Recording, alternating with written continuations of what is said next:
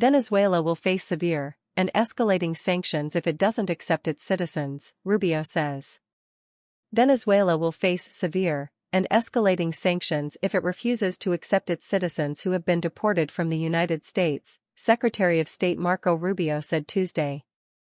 The tough warning comes as the Trump administration seeks to ramp up deportations of Venezuelans living illegally in the U.S. and to need a temporary residency program for hundreds of thousands of Venezuelans, which could pave the way for them to lose their legal status. Many of those with protected status migrated to the U.S. amid Venezuela's economic collapse under the authoritarian rule of President Nicolas Maduro.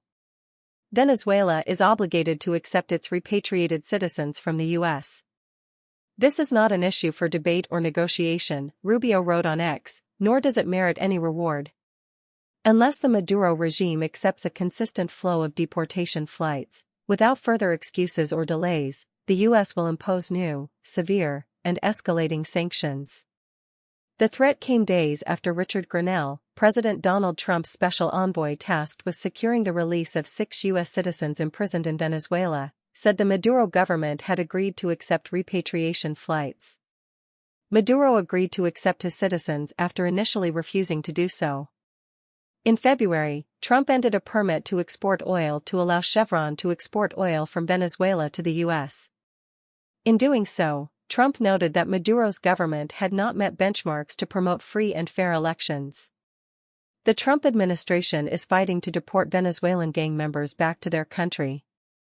Over the weekend, 238 Venezuelan gang members were flown to a high-security prison in El Salvador despite a federal judge's order temporarily blocking the deportations.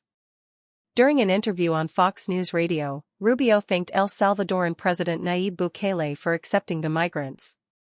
Venezuela should be taking them, but they refuse to take them. And so, we are fortunate to have a friend like President Bukele who, as part of my meeting with him, said we will take them for a fraction of what it costs you guys to house them in your own prison system, he said. I think it was a very helpful thing that El Salvador did for us and President Bukele, and we're grateful to him for it.